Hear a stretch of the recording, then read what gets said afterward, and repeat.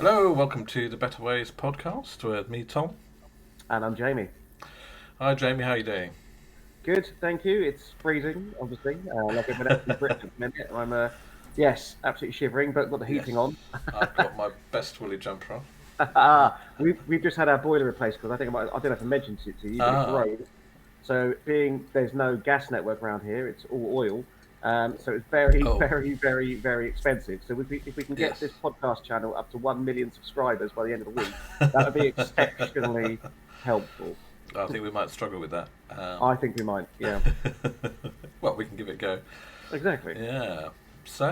Yeah.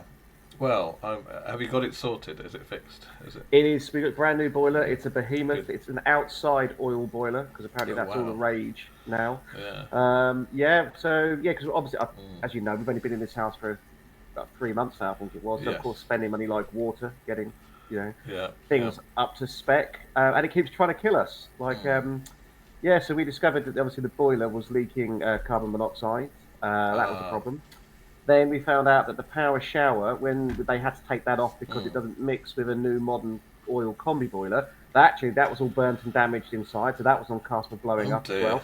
Yeah, so the house doesn't like us, I think. So Yeah. safety at home, Yeah. and where are you now burning oil with maniacal glee?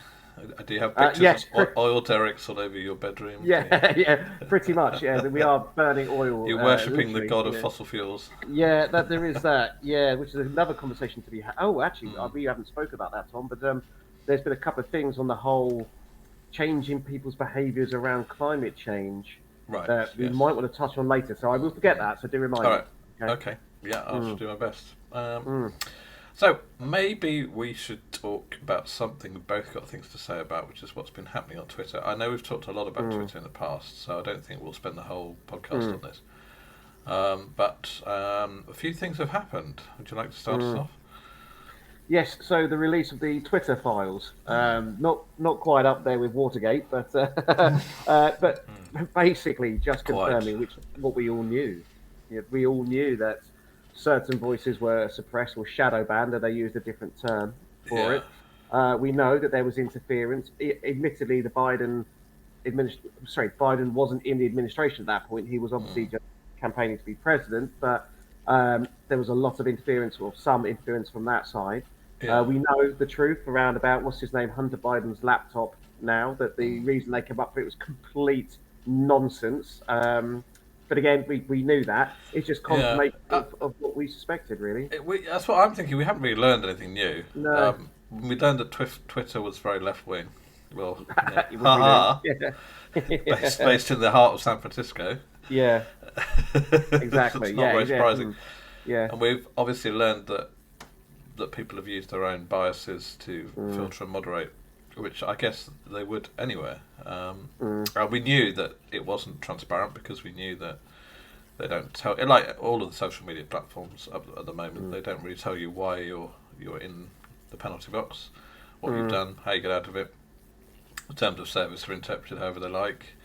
mm. So yeah, so I don't, it's definitely nothing like Watergate. No, I was hoping for more of a um, smoking gun. To yeah, be yeah. fair, I mean, I think they're doing their best to draw it out and drum up the I excitement. agree. But But um, it's doing well. Twitter, isn't it? Like yeah. overall, Well, it's it's still doing up, well. still going. It hasn't crashed Yeah, and burned. It's only growing. 1% of people that said they were going to leave and go to Macedon actually left. Yeah, Like, yeah. it's like we knew you were lying. We knew that you weren't going to leave. Come on.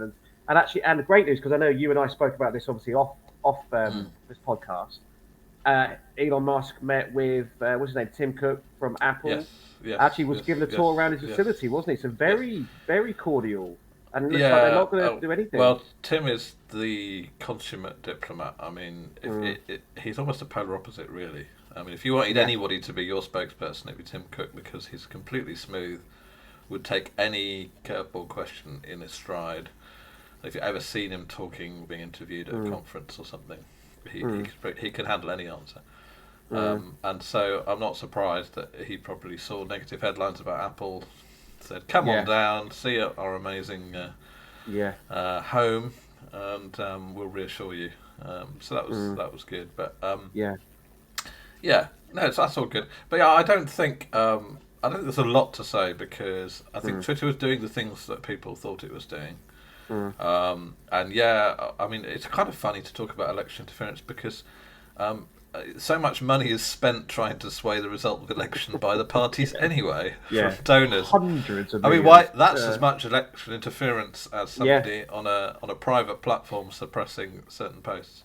correct. So yeah, I don't think I don't see a huge amount to get upset about. No, I think I it's, I but I agree. think the important thing is that they want to create, or Musk wants to create, a much more open platform, and I think that would Yeah, be good for people. I Um, agree. I've seen and some that will changes as well. hopefully change the behaviour of other platforms too. Yeah. So that, I mean, I see a lot of people on YouTube, for example, that get, you know, told to take the videos taken down. They don't know Mm, why or don't know what they have to do to get it back. So hopefully mm, it'll help to improve generally mm, the openness of these platforms. mm. But yeah, anything else to say about Twitter? I think it probably covers it. No, I think we've pretty much covered everything, really. I mean, you and I spoke about this. We both really want it to succeed. I think it's really important that it does succeed because you don't want a bunch of, extreme puritanical wannabe tyrants dictating what can and cannot be said or done in the modern world when Yeah, most people agree with what is being said. So, yeah, they've had too much yeah, power for too long. I think you're right what you said. The other platforms I I think that maybe I'm hoping I'm not being optimistic and jumping the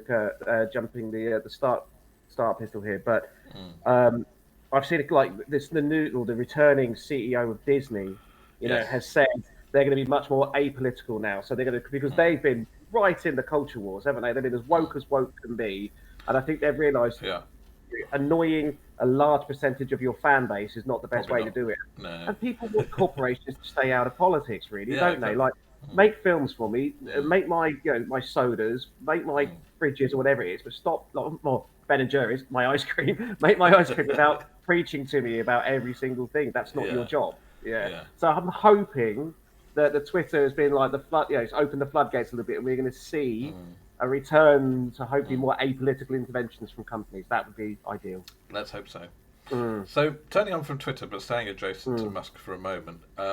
So there was a big fuss around Neuralink. So there were two things that happened recently. One was a Neuralink session, a recruiting session, a kind of town hall type thing that, on the internet that you could watch. mm. And another has been stories about animal experimentation with Neuralink. Ah, So for those that don't know, Neuralink is Musk's company, and it's trying to sort of his ultimate goal, as I understand it, is to fuse humans and AI. mm, So he's concerned that about the Terminator scenario. He thinks it's a serious risk that as computers become more intelligent, they could take over and replace us. mm, And his solution to that is to fuse with them in a way that we can extend our abilities through having an artificial intelligence that we can communicate with directly, available inside us. And that's where he'd ultimately like to go. And in the much shorter, I mean that's way off, but in the much shorter term, he wants to use the technology to help people who have suffered spinal mm, injuries and other debilitating conditions where the brain can't communicate properly with the mm, outside world or with their own body limbs. And so, and obviously that's going to be very good for those people involved. There's quite a few companies working on this. He's not the only one. mm, Now, what's different about Neuralink, which has caused the fuss? So there was this event to show what they've done, and they show things like a monkey playing games with his mind and able to oh wow, move a cursor around the screen and interact with the game purely wow, by thought. yeah, And he does it to get a reward, to get fed. And actually using it to spell out words. He doesn't understand what the words are, but the words are him talking to you. So it's kind of cute. mm. But the immediate thing I thought of was, well, just sell that, because can you imagine gamers Oh, brilliant! That'd be amazing. getting rid of the joystick, getting rid of Yeah, the mouse and the keyboard and just using the brain interface. But that obviously that's just for gamers. But the point is that his approach to so this event was to recruit people to work for Neuralink and to go faster and to do more. mm, And a big thing of his approach has been to try to go really quickly because he's worried about this being a pressing threat. That's what he says. So he has not followed the normal process with animal testing, where you take one thing and you test it on an animal at once carefully, and you do as much as you can beforehand in the lab, and then you get the results. he's pushed for them to do multiple concurrent experiments to do a more iterative approach to do it faster. And as a result, I think one of his competitors had ended up killing 80 sheep in their experiments to get a device to market. So they've got something to market already. It's now approved.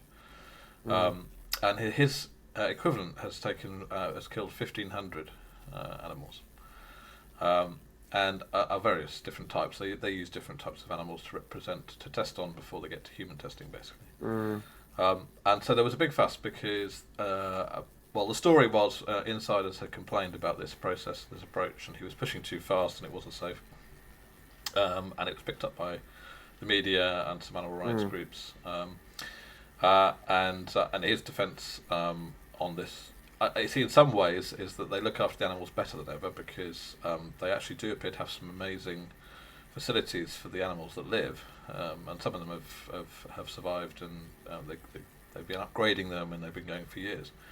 So on the one hand, they seem to invest a lot in good animal welfare for those, but obviously if you're killing a large number, and a much greater number than other people would, that's the concern, the animal rights concern, the welfare concern. So there is an investigation into it now, right, by the authorities in the US to ascertain what's been going on. Right. And this was quite. It's just gone off the boil quite quickly as a story, but it was quite prominent a week ago. Right. Okay. What do you make of that? That goes much deeper than this specific example, doesn't it? Because let's face it, if you have a complaint about Musk and what he's doing, you have a complaint about animal testing generally. And then from there, that spins in, okay, well, how far do you take that complaint? Do you complain about the fact that people eat meat, for example?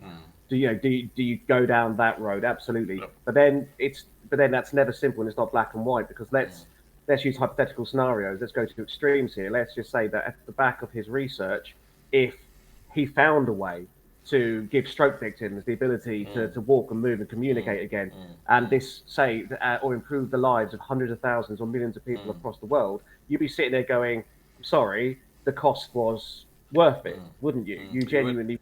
So Yeah. It's not a black and white thing. It's not an easy thing because I very much obviously against animal testing for most things like cosmetics and all the rest of it. But equally, we know medical advances and medical scientific improvements would not have happened if there wasn't animal testing involved. We know this. We have to accept that fact. You cannot live in a utopian world where this doesn't happen and still expect breakthroughs to come through in medicine. That's just not the case, is it? Like, let's face it. I think so many studies still use X amount of mice as like step one. Yeah. It is what it is. Yeah. So I do get it, but I think where I would stand on that would be as long as the animals are treated well and as kindly as they can be. I think that's the only thing that you can really demand, almost, unless you want to stop all animal testing. Which again, I understand the need, but you have to understand the ramifications of that. Yeah, well, we'll see what the judgment is in this case. But on his basic point that AI is taking over, there's also been a development in that field. So there's a new AI that's come out called ChatGPT. Yeah, fascinating. Which is conversational. You can have long conversations with it. It can also write poems for you, short stories, write code, give you options, give you advice. And so I thought I'd try this.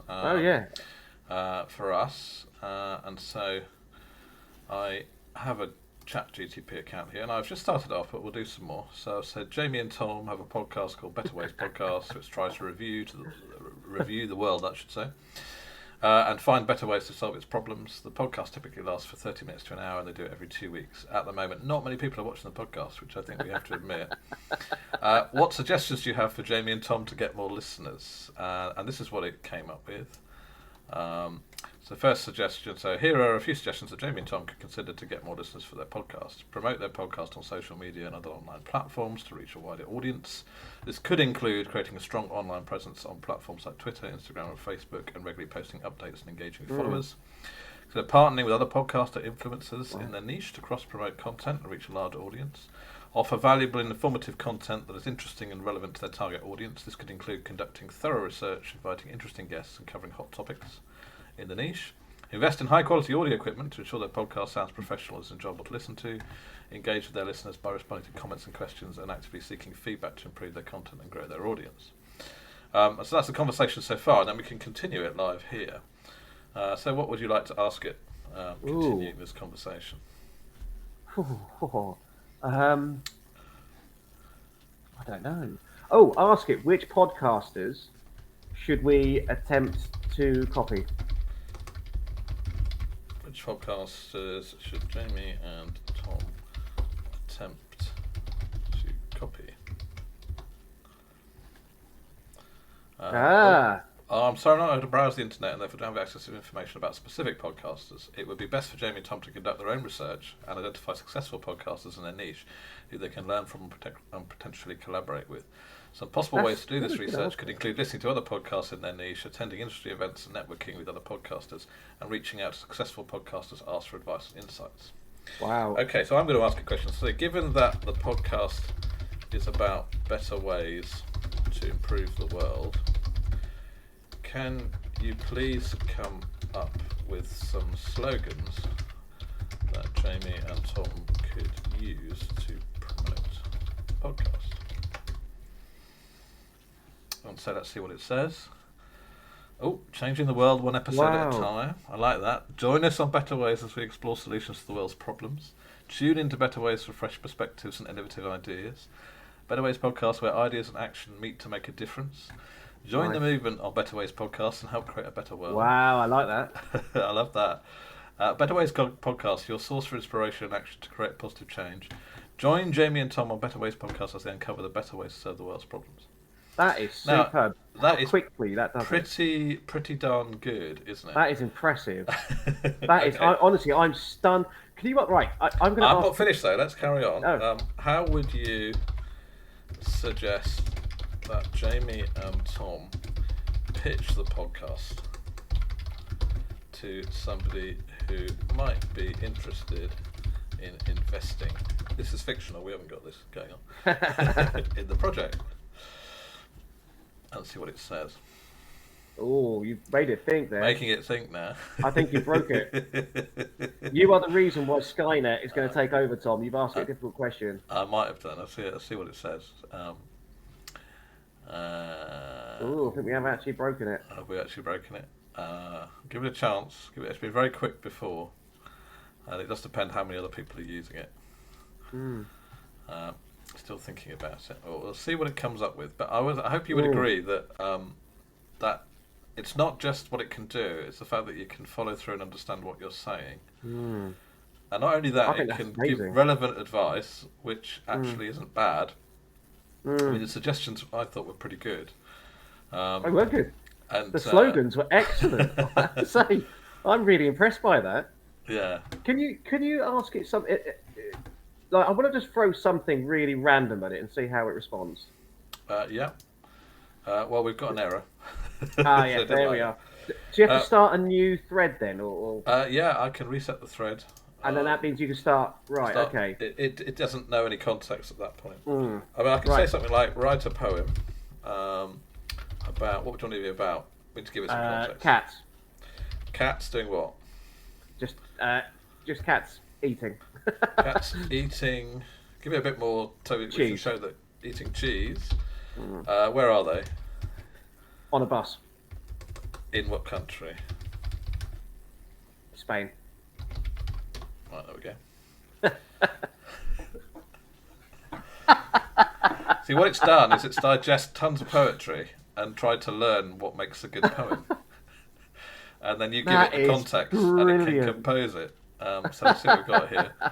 In Spain on a bus, cats feast on cheese with a fuss. Their whiskers twitch, their tails wag as they nibble and nosh on this tasty hag. With delicate paws and graceful moves, they savour each bite and lick their grooves.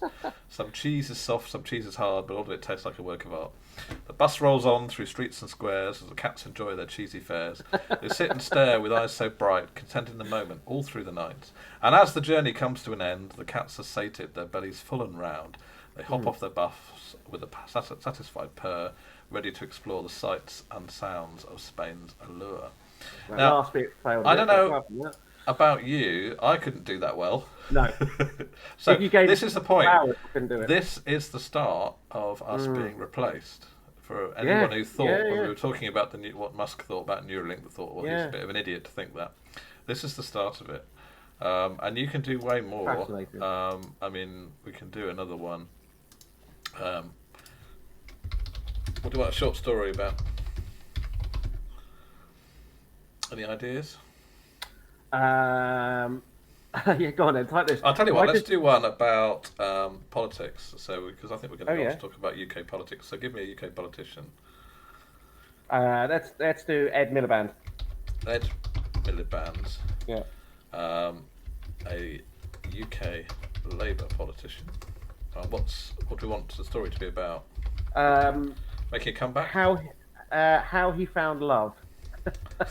Okay. Talk about how he found love. What, outside politics? Yep. Away from politics? Politics. Well, give it some specifics. With who? I'd say with his partner. With his partner, yes. We don't want to be libeling him. No. And give a bit more context than that. Because short story, so they need a few facts. He found love with his partner. And how they built a life together. How they built a life together away from politics. Whilst fighting vampires. See if he does it. Politics whilst fighting vampires. Oh, if this works. Vampires. Have I got that right? Yeah. Yeah. Ed Miliband was a UK Labour politician who's dedicated his life to serving the people. Despite his passion for politics, Ed often felt burned out and overwhelmed by the constant pressure of the job. He yearned for something more, something that would allow him to escape the never-ending cycle of political backstabbing and infighting. One day, while out for a walk, Ed stumbled upon a mysterious woman who would change his life forever. Her name was Justine. I didn't give him that. She was a vampire hunter. Oh, brilliant. At first, Ed was sceptical of Justine's claims. But as he watched her expertly dispatch a group of vampires, he was quickly won over by her skills and bravery. Ed and Justine quickly formed a bond, and before long they were inseparable. They would spend the days fighting the vampires, their nights cuddled up together, talking about their hopes and dreams for the future. Despite their newfound love, Ed and Justine knew that they could never fully escape the world of politics. Ed continued to serve as a Labour politician, but he found a renewed sense of purpose and drive thanks to Justine's unwavering support. Together they worked to make the world a better place, both on the political front and the fight against the forces of darkness. And then it goes on. Wow. Closer and closer, strengthening ties, building a life away, vanquishing evil. So, I mean, that's pretty darn good. That is incredible. That is incredible. So, now what do you think about the prospect of being replaced? Wow. Do you know what? Who was it? Andrew Yang, the American politician, talks about this a lot, doesn't he? He's done a lot of work on this. And he said the best thing you could do to protect yourself from AI is something physical, like plumber, electrician, something like that. You know, multiple hand movement parts. There's no way. He said there's no way they're anywhere near doing that. And he said the other thing. Well, but Musk's building a robot. Well, yeah, true, yeah. But the other thing he said was things like salespeople. So where you need intense, interactive conversation. I'm now not so convinced that second bracket is safe. Yeah, I resisted doing a sales thing. I thought that might be too unnerving. I just stuff. Well, we touched on it. We broke at that point. We asked it to pitch, but amazing, just amazing, yeah. isn't it? Really amazing. How that will change our world. Yeah. Well, I mean, I don't think students are going to be writing their own essays, are they? Oh, word, no. Yeah, that is true. God, yeah, that is true, isn't it? That's amazing. Yeah, literally, write an essay about the 10 pillars of X, Y, Z and research back and it will do it. And it puts them all in, and it understands enough to. I mean, the things it's saying, it's using the things we gave it. It came up with all sorts of other stuff that we didn't mention. Unbelievable. That's stunning. Apologies to Ed Miliband if he's watching. No, Ed's okay. He's a hero in that story. You know, yes, he's a hero. He's very happy with that. Yeah. Fantastic. Apologies really to Ed's wife. Yeah, brilliant. I'm so impressed by that. That really is amazing. So game changer. It certainly could be. So, what should we switch to UK politics? What's been happening here? What would you like to cover? What was it? I said something, didn't I, before we started? I said remind me of it because I forget. Do you remember what it was? You did say that. You did ask me to remind you. It's completely gone. Was it about? I can't remember now. No, I We've can't. had some changes. The housing policy was dropped. That's something that Yeah, happened a it while wasn't ago. that one. Yeah, We've got that's the interesting strikes. one. Was it strikes? The strikes. Strikes. What strikes? Yeah, so it's a tough one, that isn't it? I think this is probably a good way for us to do the kind of the second half of this Yeah. podcast, because it's going to affect something like pretty much everyone around the UK right now. And just I'll give my opinion on it, and then see how much you Sure. line up with that. As you know, I'm a kind of a pro-union guy generally. I'd say I'm pro people's right to protest, right to strike generally. I think the balance of power between employee and employer up until the last few years has been completely skewed in favour of the employer. Because I know I've worked for some horrible companies that treated people Right. abominably. So I also have massive respect for our NHS and and everyone else, but it's I think they're going to lose public support on this, like if they haven't already. The idea that the NHS is in such a state anyway, and I understand why they're doing it. But timing is everything, isn't it? It really is. This just doesn't feel like it's the right time when the NHS is on its knees for suddenly everyone to be going and having problems. For Yeah. everyone to be going on strike. And the same with the railways. Again, I actually defend the railways quite a lot because I know how shockingly poor the train companies are and the Department for Transport is. But you're ruining people's Christmas after 2 or 3 years of very crap Christmases anyway because of COVID. I think they've made a mistake here. If they'd have saved this for January or early next year when things weren't quite so bad or things weren't quite so important to people, I think they'd have public on side more. But I think they've made a mistake here, Tom. What do you think? So what you're specifically saying the mistake is? Timing. So Timing. to call the strikes at this point. Yeah, absolutely. Yeah. I mean, I don't know that they do this these days. I don't know that they call strikes to get public support. I think they call strikes to maximise inconvenience to get the governments impact. to change their mind. So that's one thing. I'm not sure what the motivation is anymore to get support for the strikes. It's a difficult one. So, I mean, yes, unionised labour has created a lot. And if you go back and look at, for example, what the Labour Party did, and that's obviously its origins, huge advances were made over the last century in terms of creating worker rights, protecting, having some rights in the first place, not having to work 7 days a week, slogging away in the mills. And we've got a load of protections, some that come from that struggle, some that come from EU protections, and others. So that's important, and that's important to give people rights, but also to protect them and to allow them to collectively bargain for improvements. Now, the downside of that is when that stands in the way of progress. So, I mean, this was certainly the case with things like the Royal Mail, and I'm pretty sure it is on the railways. There's lots of ancient practices, like between 2 and 4 on a Sunday afternoon. Sorry. You have a special. Oh, hello, cat. She's just trashing stuff behind me. I don't know what she's been doing.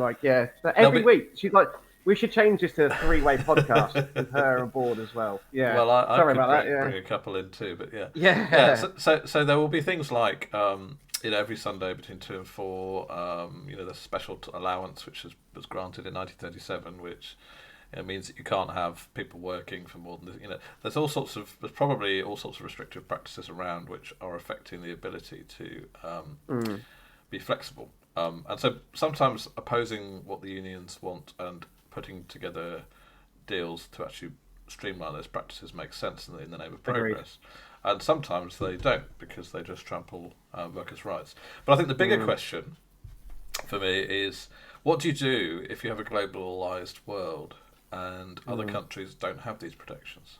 Because they're going to undercut you and outcompete you. And you can increase the protections all you like. I mean, things like minimum wage, you can keep raising it. And nothing bad has happened so far. Or some might argue differently, but nothing seems to have collapsed. But we do have a lot of people who aren't working. 600,000 don't want to work since COVID. And if you simply raised it and increased it, to £15 an hour or whatever is called for at the moment, no doubt it would go up, never goes down. What effect would that have, and what would that do? Would more jobs go offshore? Would there just be a smaller pool of jobs available? So are you, whenever you increase worker protection, are you simply giving better jobs to the people who still have a job? and reducing the overall employment, because that's often an effect. Because if it becomes more expensive to have a person, then the company will invest in tooling, automation, machinery, or ChatGPT AI, and replace the call center workers. I mean, I think that is probably good enough to replace 90% of the call center workers I've ever interacted with. No offense to them. You're not wrong. There are some good ones. The 10% are very good, but Yeah. a lot of them are reading a script, and that wasn't. Yeah. That was, so Yeah. will you end up with just lots of people without jobs? Yeah. That's the worry. So that's the big question for me. Yeah, I think it's really annoying. I've had to cancel travel next week because of the strikes. That's annoying for me. That's changed some things I was going to do at work, but yeah, it's probably going to be bad press for them. I agree. But it is a difficult balance. In some ways, I think the struggle is important. That's been going on, but in a lot of industries there aren't the unions, so maybe we also need to look at how could people self-organise it without a union, and do collective bargaining and make that easier. That might, as technology changes, you could argue you need the mechanisms of the union less, and you could actually organise over the internet in a much more self-organised way. So that could be something to look at, and then you could have legal protections for doing that. So it would be an undeclared union. If a certain percentage of the people in a company got together and used an approved process for doing that, then they could collectively bargain for the rest of the organisation. So perhaps what we need to do is rethink the way unions are set up and organised, and who organises them, and broaden that. Those are my thoughts. What do you think? No, that's very, that's interesting, really. For me, someone who is pro-union and someone who is pro-workers' rights, I would, very much lean towards what you said. But then, as you were talking, there is this will get me in trouble. But there is that flip side where I read an article this morning. I saw it 2 days ago, and I was like, oh, I've got to remember to read that. And I picked up this morning how 1 in 10 young people never plan on working. And when you read in the article, the headline was a bit misleading. A lot of them was like geography is against them, but then even in that though, it was, I'm not going to work because I'm not going to get a good job. It's like, well, you don't start with a good job. You start with a bad job. You work your way up, So I've seen my first job. I was an assistant shelf stacker. Yeah. Now, there's not much that's worse for your self-esteem than not being an actual bona fide shelf stacker. Shelf stacker, yeah. Those were the lofty heights. An assistant to a shelf stacker. I was 16, and I was grateful for the whatever it was, £1. Yeah, it's money, extra money. £1.45 or £1.47 an hour. Mine was £3 an hour. My first job. This was probably a bit further ago, but yeah. Even my first job after uni, I was on £10,500 a year. Shockingly bad, and that was 2002, 2003. We're talking like dark ages of the early 20s of last century or something. But even in my head at that point, it was a case of, and I've always in partnership with my trade unionist brain, is that actually if I work for someone else, when they say jump, I say how high. Yes. Unless I run my own business or do my own thing, I do think maybe an answer to globalization. And I could see the world going more this way, is you're going to have highly skilled smaller businesses, highly skilled 2 or 3 man band companies, because it's so hard. It's so hard to grow a business these days. It's almost impossible. Well, the fear is that it will be dominated by huge companies which are more powerful than the countries, which is arguably what we have. But it could get worse. So that would be a bad outcome. I think there's some other factors that influence what's happening today. So alongside things like the minimum wage, which can affect the total number of jobs, we have also stopped people getting experience of work as teenagers. So there's been a succession of changes to the law around how long we have to stay in employment or training. And it's now till 18, and it's talked about going up to 21. Is it really? Now, I don't know if that will happen, but in my day it was 16, in my father's day it was 14. I was able to do a paper round when I was 13.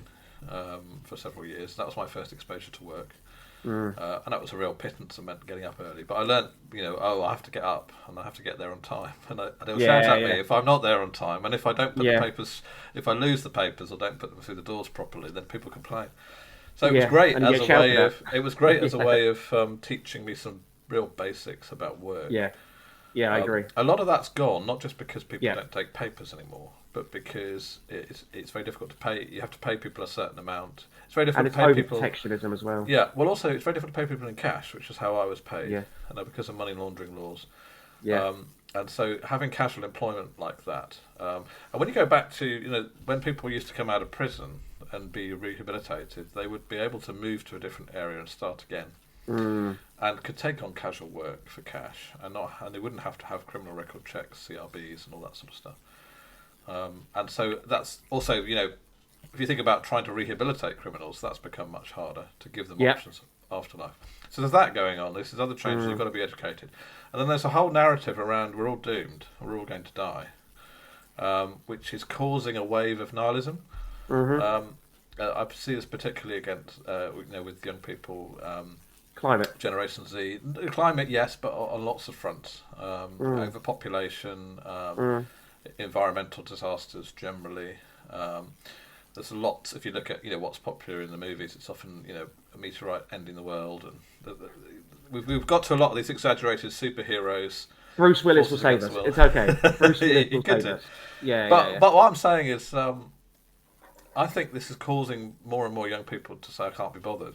There's no point. There's no point. Yeah. And I keep hearing, I'm not having kids. I'm not having kids. I'm bringing kids into this world, which is going to create, and we've talked about this before, it's going to create a depopulation problem. So I think this is bound up in that whole area. We're going through that kind of era. It's happened before, and hopefully it will shift. But so you and I probably old enough to not be affected by most of that, and therefore our view of what's good work has been shaped by our experiences of bad work.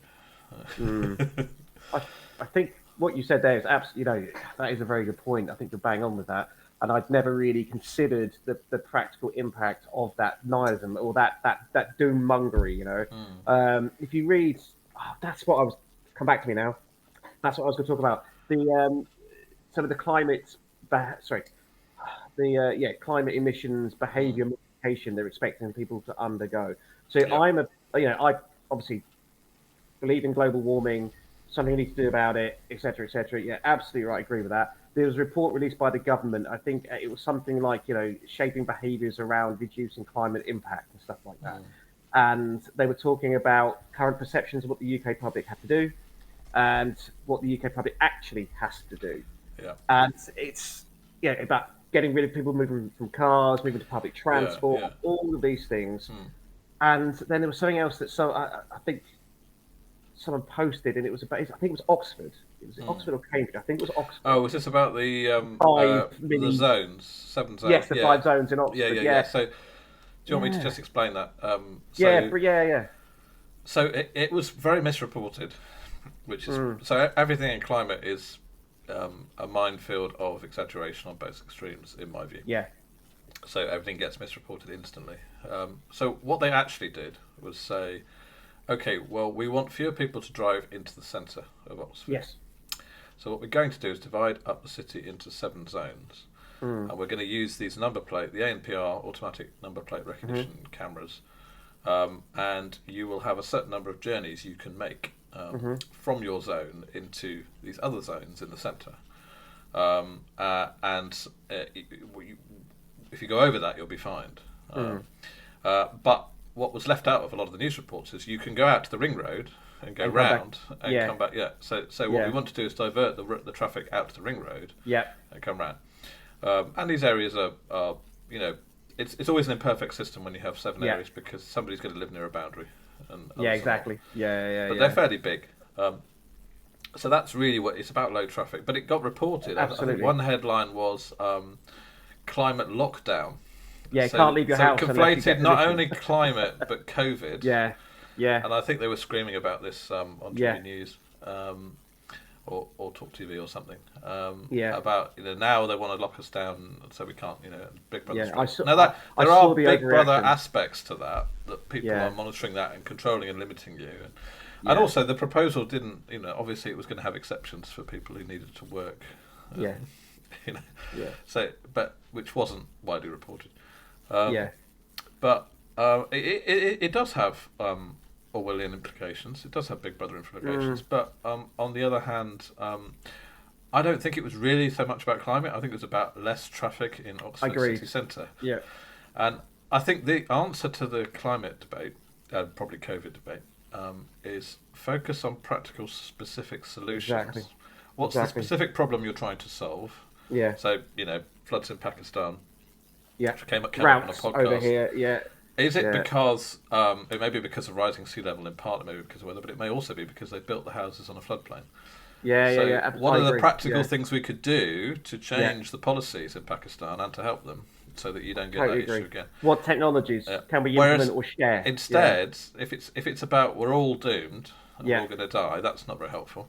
Yeah. And if it's around there's no issue, there's no problem, we should ignore it, that's also not very helpful. That's also not very helpful, yeah. So if we can focus it on solutions, that's what I would do. The third one, which I see, again, with some people in our mutual circle as well, really intelligent, well-meaning people, is let's go back to the kind of the pre-fall of man, natural living. Noble Savage.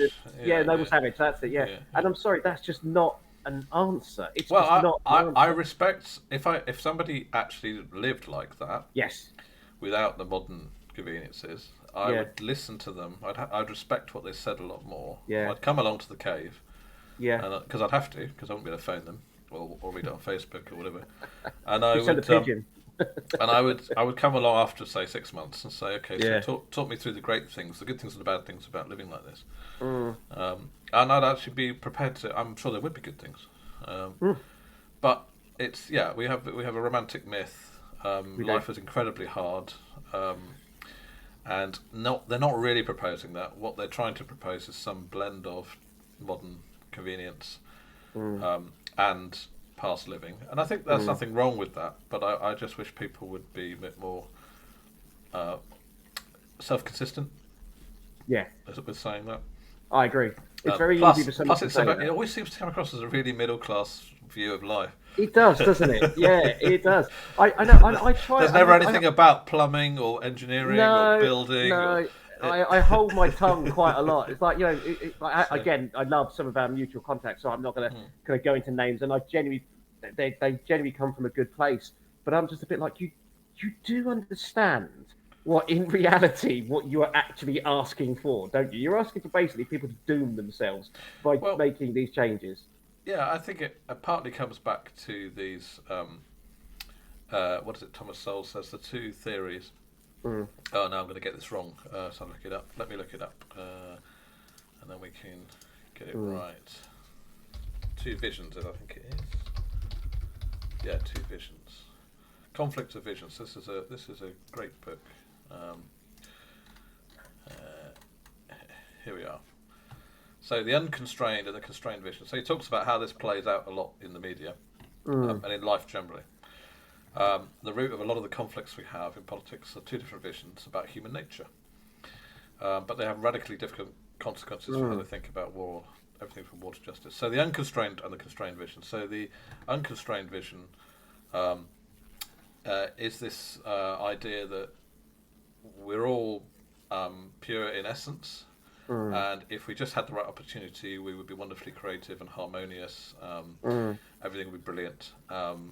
Inside everybody is an innate good that we can harness and grow.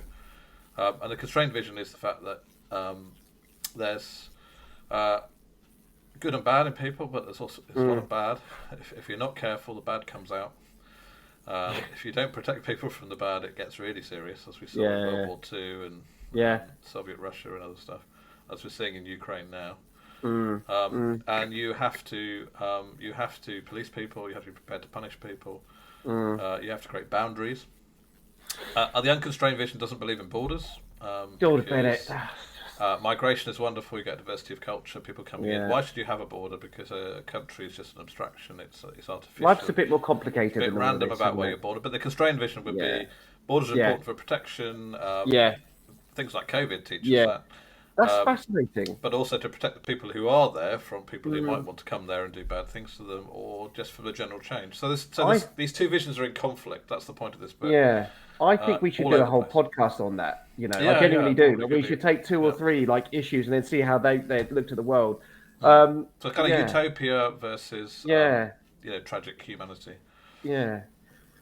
Well, yeah. So I think we've covered a lot. We've covered a heck of a lot. Again, we always that go off seemed on a quite spiral. quick, that one. It's been like 40 minutes, I think. Yeah, But we could 45, go for hours, yeah, though. yeah. So, but we should go into that in more. I like the idea of the competing visions, and I think that we should break that down in a bit more detail and use a couple of real world examples, because what I think would be fascinating would be this topic, this one area, if you like, how is it perceived using those two visions, and then what are the practical ramifications of those visions if they dominate? That would be interesting to see, because there's already one in my head. And again, without using one of our mutual contacts, without using a name, I've had a bit of a row about this, and it was around. I'm relatively pro-migration, for example, but the whole open, unconstrained borders thing, I was like, "You're absolutely barking mad. A country would collapse overnight. No country could deal with it." And of course, I got huge kickback from that. But maybe we should use that on the next one. Okay, some reading for us to do then. Yeah, I agree. Okay. Lovely. Well, as ever, good talking to you, Jamie.